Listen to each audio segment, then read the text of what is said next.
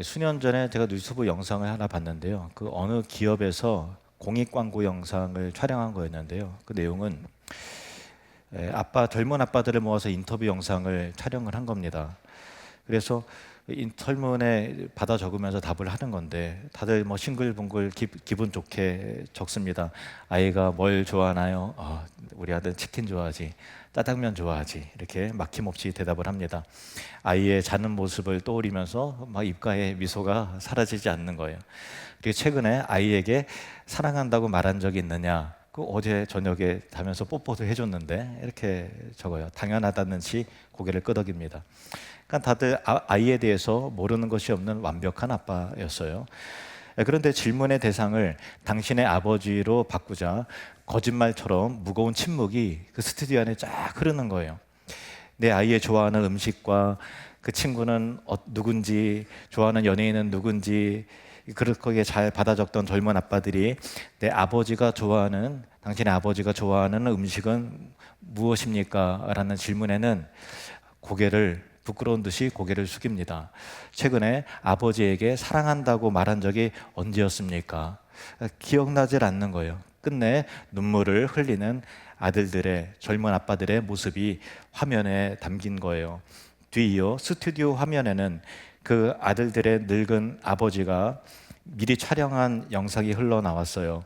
주름진 얼굴의 아버지는 평생 모든 것을 자식을 위해 다 쏟아붓고서도 그저 더 해주지 못해서 참 아쉽다, 미안하다, 그때 미안했다 아들아, 이렇게 하는 말만 반복하는 거여서 죽는 순간까지 자식에게 늘 부족한 것만 같아서 미안해하는 것, 그것이 바로 부모의 마음이었습니다. 우리는 내 삶의 안위와 내 자녀의 일상은 그토록 애타게 챙기면서도 나를 이 땅에 존재케 한 부모의 외로운 자리에는 정작 이토록 무심하게 눈을 감아버리고 바쁘다는 핑계로 고개를 돌려버리는 연약함이 있는 것이죠. 자식의 사진은 폰 배경 화면에 가득 채우고 카톡 프로필에 그렇게 올리면서도 정작 나를 키워준 부모의 사진 한 장은 마음에 담아둘 공간조차 없는, 그것이 오늘날 우리의 솔직한 모습입니다. 하나님께서 이스라엘 백성들에게 십계명을 주신 자리는 사방이 다 열려 있기 때문에 오히려 사방이 막힌 것 같은 거친 광야였어요. 우리 인생도 모든 것도 다 선택할 수 있는 엄청난 선택의 자유가 있는 것 같지만 보이지 않기 때문에 오히려 막막한 공간 안에 갇혀 있는 영적인 모습이 우리에게도 있는 것이죠. 그때 여호와 하나님께서 이스라엘 백성들에게 너희는 광야를 이리로 가야 된다라고 불기둥과 기름기둥을 통해서 인도하셨듯이 그들의 내면의 삶 가운데 이러한 가치와 기준으로 너희는 이 방향으로 가야 된다라고 하는 삶의 10가지 이정표를 제시해 주셨는데 그것이 바로 십계명인 것입니다. 앞선 4개의 이정표, 4개의 계명은 하나님을 향한 예배의 길을 가리키는 거예요. 우리 진정한 예배의 대상은 누구신가? 그분은 어떤 분인가? 어떤 자세로 예배해야 되는가? 어떤 날을 예배해야 되는가? 했다면 오늘 마주한 5번째 이정표는 우리가 자꾸만 시선을 거두고 고개를 돌리려고 하는 가장 가까운 이들을 다시 마주하게 하는 것입니다. 그 관문에서 하나님이 보여주신 자리는 다름이 아니라 가정이에요. 오늘 본문을 다시 한번 읽어보겠습니다. 내 부모를 공경하라. 그리하면 내 하나님 여호와가 내게 준 땅에서 내 생명이 길리라. 이 말씀을 마주할 때 여러분 어떤 감정이 먼저 찾아옵니까? 가슴이 따뜻해집니까? 아니면 왠지 모를 묵직한 부담감이라든가 죄송함이 먼저 스며들지 않습니까? 우리가 내 삶의 안위만을 챙기면서 소중한 이들을 가볍게 여기고 소외시키려고 할 때 이 계명은 우리가 애써 외면해 온 그 불편한 자리를 정면으로 마주하게 하는 것입니다. 부모의 자리는 관계가 좋을 때만 인정하고 불편을 해주면 거리를 둘 수 있는 그런 자리가 아니에요. 왜냐하면 창조주 하나님께서 직접 세우신 자리이기 때문에 그래요. 이 계명은 우리에게 무거운 짐을 지우고 또 앞으로는 이 족쇄를 목에 걸고 살아라 라고 하는 그런 올가미가 아니에요. 뒤틀리고 깨어지고 서로 간에 거리감이 있는 이 세상 속에서 우리의 영혼과 또 가장 깊은 관계와 가정이 어떻게 해야 안전하게 보호받을 수가 있는지를 알려주는 하나님의 깊은 사랑의 메시지인 것입니다. 오늘 이 5번째 계명이 품고 있는 진리를 이제 차근차근 좀 살펴보기를 원합니다. 성경이 말하는 공경이라고 하는 단어는 우리가 생각하는 일반적인 효도와는 다른 깊이의 언어예요. 효도라고 하는 것은 부모님에게 잘해드려야 된다라고 하는 내용을 담고 있다면, 이 구약 성경에 기록된 공경의 원어 카바드라고 하는 단어는 무겁다라는 단어입니다. 의외죠. 공경은 무겁다라는 의미입니다. 어떤 대상을 가볍게 여기지 않고 무겁고 가치 있게 대하는 태도를 공경이라고, 카바드라는 단어를 쓰는 겁니다. 그래서 놀랍게도 이 단어는 하나님을 영광스럽게 예배한다고 할 때 그 카바드라는 단어가 쓰입니다. 하나님을 무겁게, 그 존재를 무겁게 여기는 거예요. 그리고 우리의 삶의 인간관계에서 유일하게 부모에게 허락된 단어가 이 카바드입니다. 같은 어원이에요. 그래서 부모를 공경한다고 하는 것은 부모님의 존재를 내 인생에서, 내 마음의 자리에서 결코 가볍게 취급하지 않고 그 삶과 존재의 무게를 진중하고 묵직하게 받아들이는 영적인 태도를 공경이라고 하는 것입니다.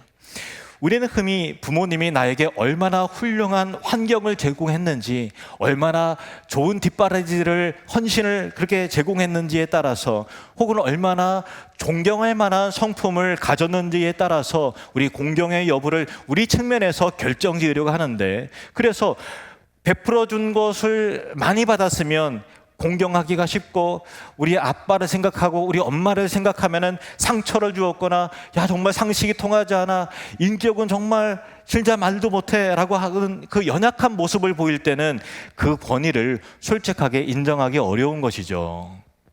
하지만 하나님의 이 계명은 부모의 자격이나 조건을 먼저 묻는 게 아니라는 거예요.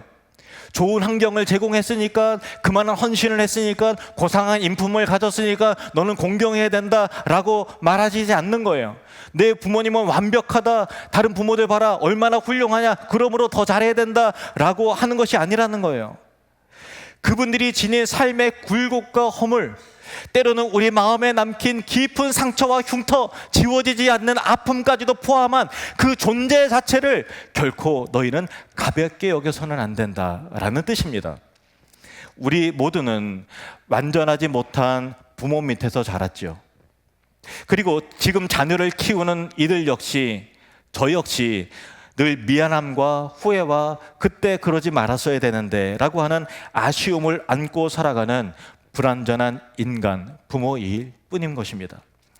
부모라는 이름 뒤에 숨겨진 한 인간의 유약함과 한계와 또 혈기와 나약함을 마주할 때 우리는 차라리 그것을 외면하고 싶은 까닭에 고개를 돌리거나 등을 가볍게 돌리기 쉬운 것이죠. 하지만 하나님께서 우리에게 원하시는 것은 나를 이 땅에 존재하게 하신 첫 번째 통로로서 부모님을 바라보라는 거예요. 그렇죠. 우리는 우연히 이 땅에 낳은 자들이 아닌 거예요. 그냥 알을 깨고 나왔습니까? 그런 게 아니에요. 내 삶의 시작이 우연이 아니라 나를 이 가정에 보내신 여호와 하나님의 세밀하신 섭리와 주권 속에 있음을 고백하는 첫 걸음이 바로 부모의 존재를 무겁게 묵직하게 받아들이는 일인 것입니다. 부모의 거친 손과 연약해진 마음과 흐릿해져가는 기억과 같은 말 반복하는 것과 굽어져가는 등 뒤에 흐르는 세월의 그 고단한 무게를 알아채는 것, 그것이 하나님이 원하시는 공경의 시작입니다. 왜 하나님께서는 이웃을 향한 수많은 계명 중에서 부모 공경을 왜 첫 번째, 첫 자리에 두셨을까요?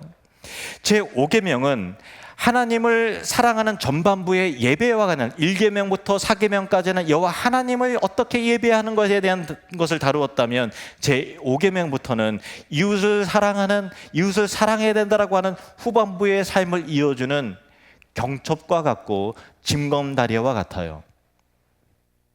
가정은 눈에 보이지 않는 하나님의 주권과 통치를 눈에 보이는 부모라는 통로를 통해서 처음으로 배우고 경험하는 영적인 예배당입니다. 그래서 어린아이가 태어나서 가장 처음 만나는 권위는 부모예요. 그 자리에서 자녀들은 권위를 배우게 됩니다. 아이는 부모의 따뜻한 품 안에서 세상에서의 안전함과 무조건적인 사랑과 보호함이 무엇인가를 배우게 돼요. 그리고 부모가 세워놓은 규칙과 경계 안에서 자신을 절제하고 굽히는 순종을 배워나가게 되는 것이죠. 물론 모든 가정이 그 통로를 온전히 감당하지는 못했습니다. 부모로부터 깊은 상처를 받은 이들에게는 이 말씀이 쉽게 들리지 않을 거예요. 부모 공경하라고 벌써부터 마음에 빗장을 채우고 방어 기제가 작동되는 상처받은 사람들도 있을 겁니다. 그러나 하나님께서는 깨어진 가정의 틈 사이에서도 다른 어른들을 여러분에게 붙여주시고 좋은 선생님을 만나게 하시고 교회라는 공동체를 통해서 신앙의 믿음의 선배를 통해서 하나님의 말씀을 통해서 그분의 권위를 가르쳐 오셨던 거예요. 하나님의 섭리는 불완전한 가정을 뛰어넘어서서 여러분을 은혜의 울타리 안에서 보호하셨다는 사실을 여러분이 인정을 해야 되는 것입니다. 그래서 이 원리는 여전히 유효하다라는 거예요. 부모의 영적 권위를 인정하고 그 앞에 겸손히 귀 기울이는 법을 배우기 시작할 때 우리는 비로소 눈에 보이지 않는 창조주의 통치를 받아들이는 영적으로 철이 들기 시작한다라는 거예요. 부모를 대하는 우리의 태도는 실상 우리가 하나님을 어떻게 대하는지를 보여주는 정직한 거울과 같아요. 하나님께서는 가정 안에서 영적인 질서를 세우셨죠. 이 질서는 누군가를 억압하고 쪼이기 위한 서열 노름이 아닌 거예요. 하나님의 복음과 은혜가 세대와 그 세대를 타고서 안전하게 흘러갈 수 있도록 하기 위한 생명의 수로 역할을 하는 것입니다. 일상의 소소한 대화 속에서 부모님의 의견을 경청합니다. 나보다 지혜와 지식이 부족해 보이고 이 세대의 흐름을 쫓아가지 못해서 단순한 것 안에서도 버벅거리는 그 부모님의 그런 느린 그런 모습 속에서도 그럼에도 불구하고 그분의 자리를 내 삶 가운데서 중요한 자리로 지켜드리는 행위는 그 자체로 하나님의 창조 질서에 순종하는 거룩한 예배임을 여러분 기억하십시오. 오늘 계명에는 특별한 약속이 하나 붙어 있습니다.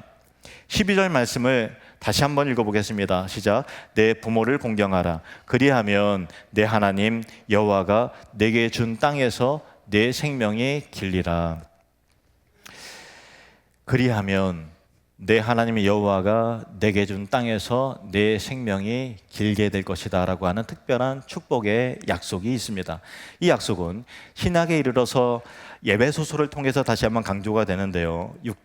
에베소서 6장 2절 3절 함께 있습니다. 내 아버지와 어머니를 공경하라. 이것은 약속이 있는 첫 계명이니 이로써 내가 잘되고 땅에서 장수하리라. 여러분, 잘되고 싶습니까? 장수하고 싶으십니까?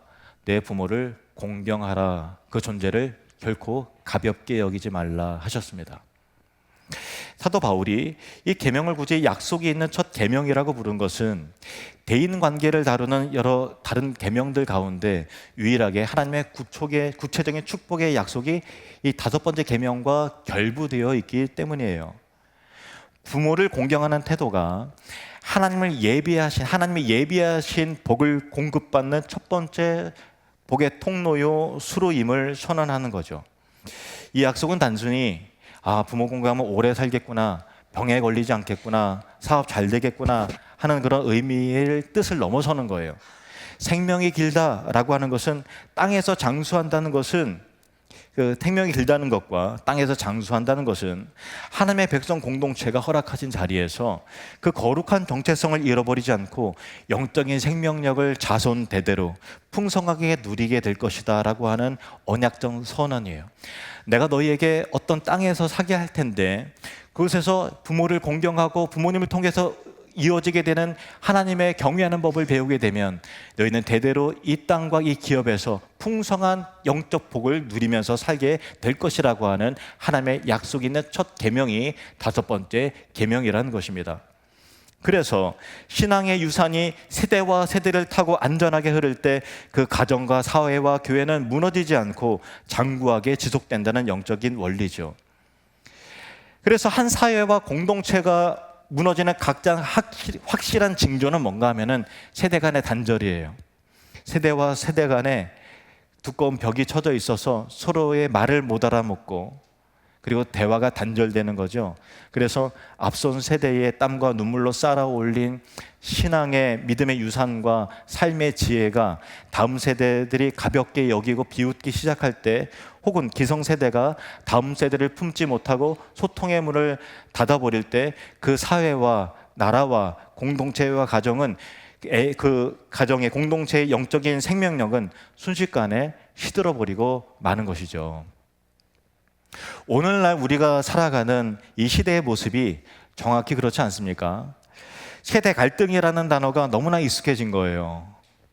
서로의 언어를 이해하지 못한 채 각자의 성벽만 높고 굵게 쌓아가고 있는 거죠. 다음 세대는 앞선 세대를 꼰대라고 부르면서 낡고 고리타분한 존재로 취급을 하고, 앞선 세대는 라떼를 마시면서 젊은이들의 고민과 방황을 철없는 투정이라고 손가락질합니다.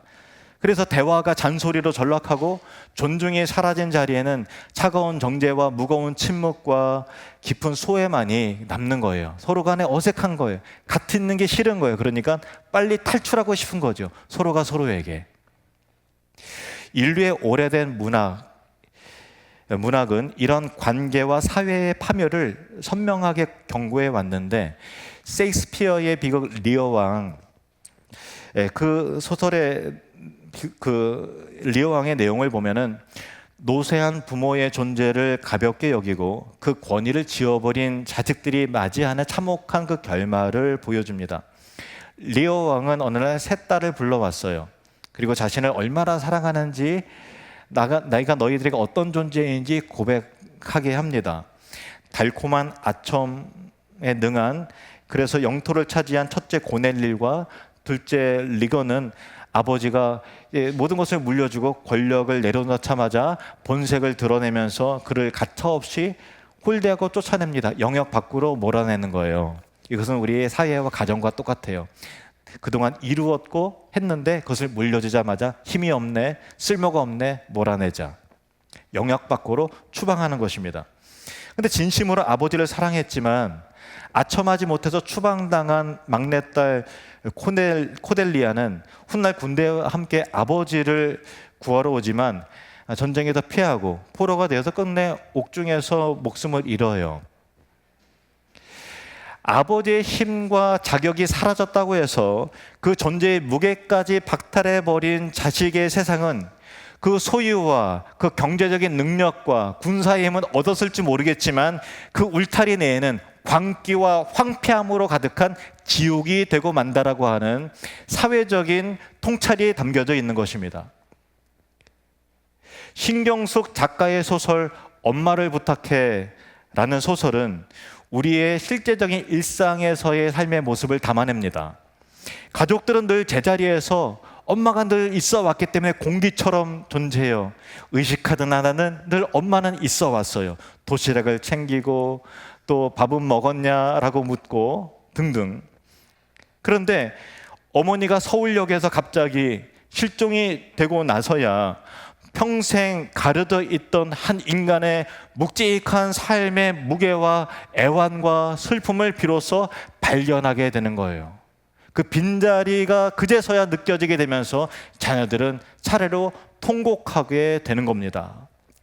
우리는 늘 곁에 있는 부모의 무게를 너무 늦게 혹은 모든 것을 잃어버린 후에야 겨우 알아차리는 어리석은 자녀들이 아닌가요? 여호와 하나님께서 부모를 공경하라고 명령하신 이유가 바로 여기 있어요.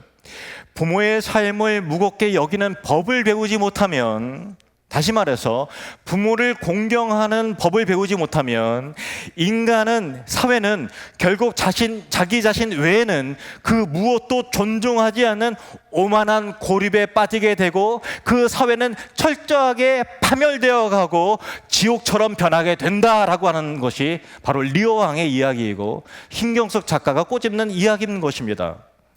부모의 구분 등을 바라보면서 그 세월의 발자국을 존중하는 영적인 철이 들기 시작할 때 우리 부모의 인격적인 흠이 있고 아직 모자란 부분이 있다 할지라도 그 시대 속에서 어쩔 수 없이 걸어온 삶의 무게와 애환을 우리가 해석하고 진지하게 받아들이기 시작할 때 비로소 세대와 그 다음 세대가 이어지는 다리가 연결이 되는 것이고 그것이 하나님께서 놀라운 복을 수로로서 그 다음 세대에서 장구하게 되고 장수하게 될 것이고 너희가 경험한 것이 모든 것이 잘 되게 되리라고 하는 그 언약의 축복이 실현이 되는데 그 첫 번째 수로가 내 부모를 공경하라 라는 말씀이었던 것입니다. 그래서 제5계명은 한 개인의 윤리를 넘어서서 여러분의 가정이라고 하는 그 울타리를 넘어서서 교회를 교회되게 하고 사회를 사회되게 하고 이 나라가 나라 되게 하는 이 사회를 건강하게 지탱하는 생명의 안전장치였던 것입니다. 머리로는 부모님을 공경해야 한다는 것을 너무나 잘 알고 있지만 우리의 좁은 마음과 이기심과 오만함은 자꾸만 부모님의 단점을 들춰내고 내 힘의 울타리로부터 자꾸만 밀어내려고 하고 원망을 핑계 삼으려고 하죠. 그래서 내 불순종과 원망의 근거를 그때 부모님 나에게 그렇게 상처를 줬지, 내가 해달라는 것을 해주지 않았지, 나보다 내 동생을 사랑했지, 내 형제에게 더 많은 뭔가를 베풀었지, 나는 소외를 받았지, 나는 늘 불평등 속에서 살았어 라고 해서 원망의 핑계를 부모님의 어떤 결점으로부터 찾으려고 하고 방어기제를 작동시키는 것입니다. 대화는 쉽게 잔소리로 느껴지게 되고 부모님의 반복되는 옛날 이야기 앞에서 귀를 기울이기보다는 스마트폰 화면으로 시선을 돌려버리는 것이 솔직한 우리의 모습이 아닙니까? 내 힘과 내 결단만으로는 내 부모를 공경하라 라고 하는 이 명령을 온전하게 지켜낼 재간이 없는 것입니다. 그렇기에 우리는 어떻게 해야 될까요? 다시금 복음의 자리로 나아가길 원합니다. 십자가 위에서 이 계명을 온전하게 완성하신 예수 그리스도를 바라보십시오. 예수님께서는 온 우주의 창조주이시면서 하나님의 아들이시면서 창조에 관여하신 창조주 하나님이신 것입니다. 그런데 이 땅에 계시는 동안 육신의 부모인 요셉과 마리아에게 겸손히 순종하셨어요. 육신의 부모였죠. 그런데 동시에 그리스도의 피조물이었어요. 그럼에도 불구하고 공경하시고 순종하셨습니다. 그리고 가장 고통스러운 순간이었던 십자가 위에서도 온 인류의 죄를 짊어지시는 그 처절한 자리에서도 육신의 어머니 마리아를 기억하고 피가 마르고 숨이 가빠오는 극한의 통증 속에서도 사랑하는 제자를, 그 요한을 향해서 요한아 보라 내 어머니라 하시면서 어머니의 노후를 의탁하셨던 분이 바로 예수님이죠. 이 사랑이, 이 복음의 진리가, 그 십자가의 은혜가 우리의 메마른 심령에 먼저 흘러들어오기를 축원합니다.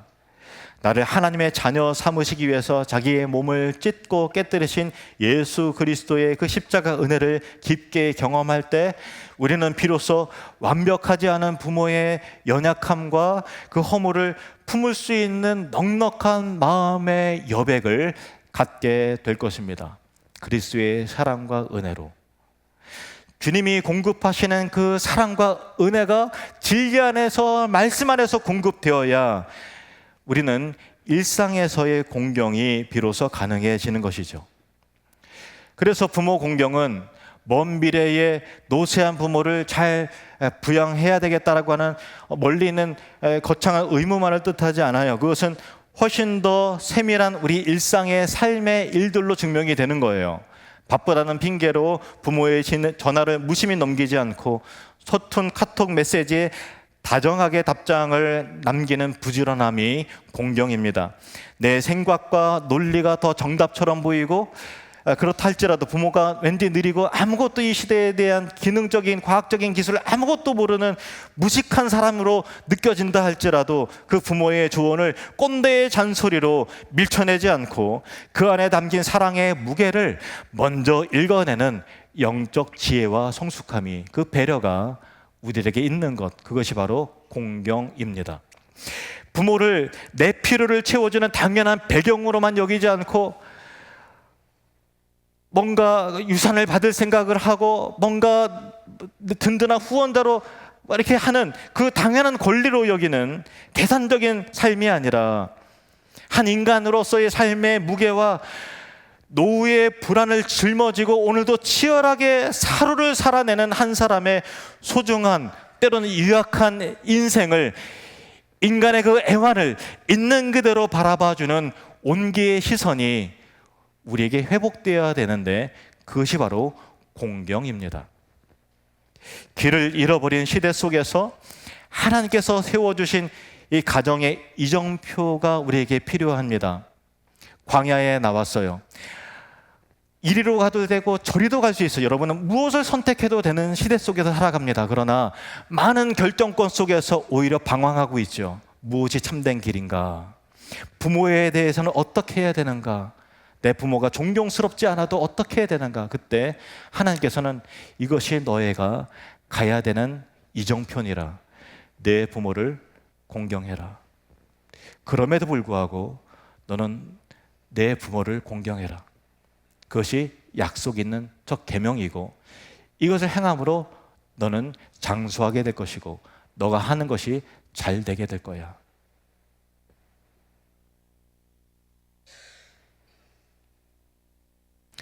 이 하나님의 약속이 풍성한 생명의 복을 여러분의 가정과 또 이 사회와 이 나라와 또 우리 교회 안에서 마음껏 누리게 되시는, 부모를 공경하는 저와 여러분 되시기를 주님의 이름으로 축원합니다.